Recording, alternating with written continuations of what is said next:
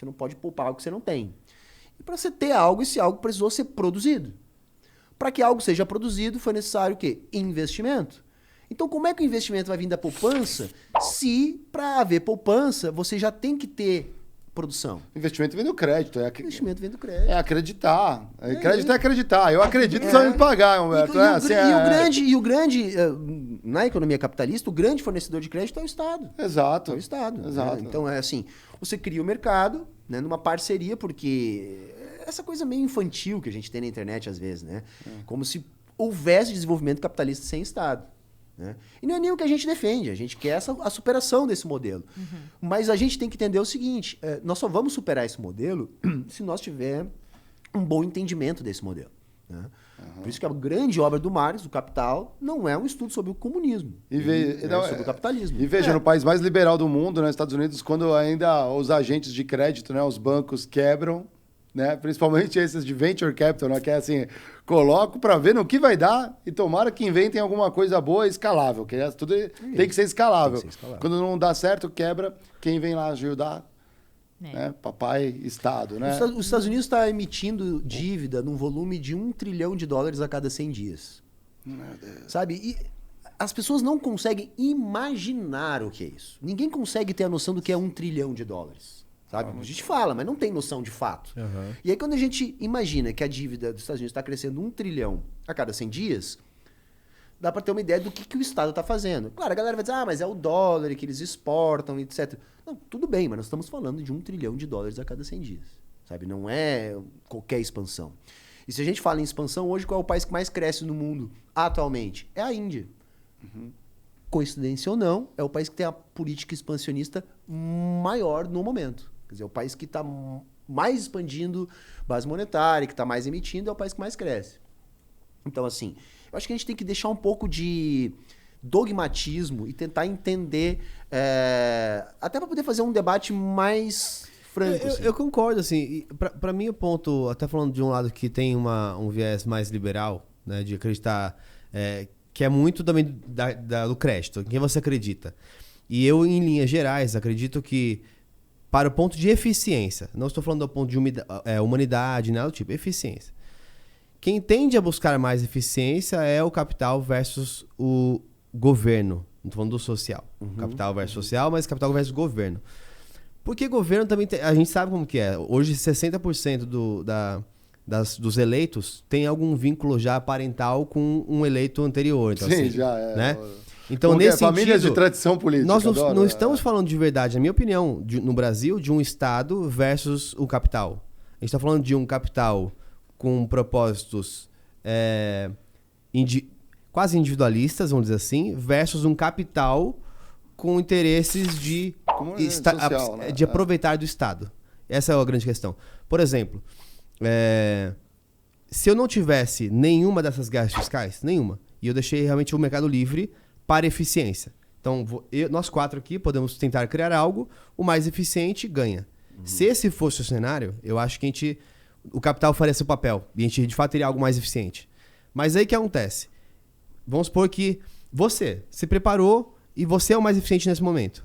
Você tem o melhor negócio possível, você fala assim, cara, eu vou conseguir contratar mais, capital quer isso vai expandir, nele, e eventualmente eu não quero nem estar aqui no Brasil, não. Eu quero ser uma empresa brasileira multinacional, que ou seja, eu vou estar em outros países.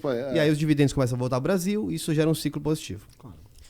E aí quando você está começando a fazer a estruturação, vem uma lei, por exemplo, que você só pode atuar nessa região se você tiver o selo. O e aí quem tem selo? O selo. O Freitas, então, que é amigo do governador, é o lobby. E sobrinho do Ju. Porra! Aí que é foda. Então, assim, eu gostaria de acreditar, mas o que eu vejo hoje é que, assim, a gente muitas vezes fala de Estado e do capital, muitas vezes como inimigos ou como amigos, mas eles, a maior parte das vezes, estão fantasiados. Então, eu já conheci muito capital que realmente parece mais interesse genuíno de criar coisas propositivas para o mundo, e muitas vezes um governamental que deveria, de fato, estar fazendo papel e, assim, tá perdendo aliados, né? A gente começou falando um pouco sobre aliados, né? Como que você vê a visão disso? Cara, assim, em tese, tá? Você tem razão. Mas isso não existe fora desse em tese. Porque sempre vai acontecer esse processo que você descreveu. Isso não é um problema só do Brasil, né? O capitalista não gosta de concorrência.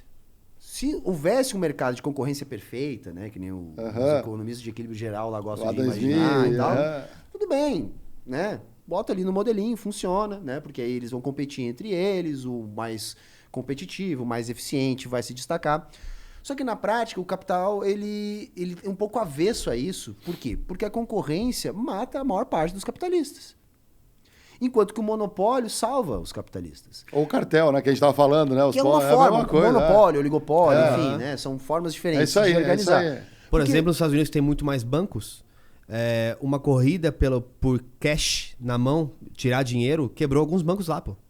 Mas lá tem uma estrutura bancária diferente, né? Os bancos lá, eles não têm abrangência nacional como são os nossos. Então, isso até eu acho uma estrutura melhor que a nossa. Eu também acho. Porque a nossa estrutura pegar um juros bancária, igual ao nosso, né? A nossa estrutura bancária é péssima, porque a gente é muito concentrado.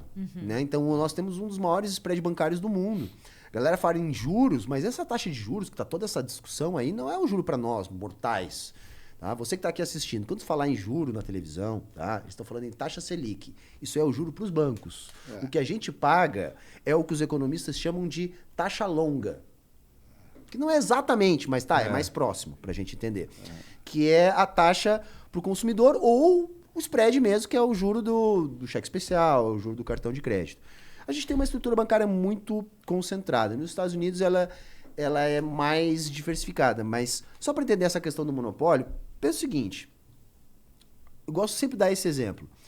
Surgiu lá em Santa Catarina uma cervejariazinha, né, com um produto bacana. O cara teve uma ideia, né, desenvolveu ali uma técnica de produção, a cerveja era boa, começou a vender bem, começou a ganhar mercado. Né? Só que no Brasil a gente sabe que tem uma gigante do mercado de cervejas olhou global, e falou, né? Aí essa empresa gigante olha para a pequena e pensa assim, poxa, eu tenho duas alternativas. Enfrentar a concorrência, provavelmente eu mate eles, porque eu sou maior, né? Mas tem o risco dessa empresa continuar crescendo, mesmo que seja localmente, vai começar a tomar parte do meu mercado. O pessoal tá gostando, né? Não é assim? O pessoal tá gostando. Então, o que o gigante faz? O gigante chega para esse menor e diz assim, olha, eu vou te fazer uma oferta para tua empresa. Eu vou te pagar um monte de dinheiro, vou te dar participação nos lucros, ou seja, tu vai continuar ganhando dinheiro com a tua empresa depois de vender ela para mim. A tua empresa vai entrar pro meu portfólio, que é nacional, que é global, então tu vai ter muito mais impulso de propaganda e tal. Tu vai ganhar dinheiro. Aí tu pensa no dono da cervejaria pequenininha. O cara olha, poxa, mas peraí, tem um gigante que eu tô enfrentando. É muito difícil eu ganhar deles. Eu até posso ganhar algum espaço aqui, mas é muito difícil eu ganhar deles. E eles estão me oferecendo um jeito de entrar pro time deles. E eu vou ficar com o dinheirinho no meu bolso, vou continuar ganhando depois. Essa empresa pode, inclusive, crescer, porque vai se tornar uma marca nacional. O que eu estou querendo dizer com isso? É mais racional para o capitalista fazer parte do monopólio. Entende? Porque ele diminui o risco. O capitalista tem aversão ao risco. Então, se houvesse esse mundo idílico de concorrência perfeita, eu concordaria contigo. Só que no mundo real, os próprios capitalistas se protegem com a oligopolização. É aquilo que nós estávamos conversando antes. O que impede donos de posto de gasolina sentar num jantar e combinar o preço? Exato. Né? Eles vão eliminar a concorrência.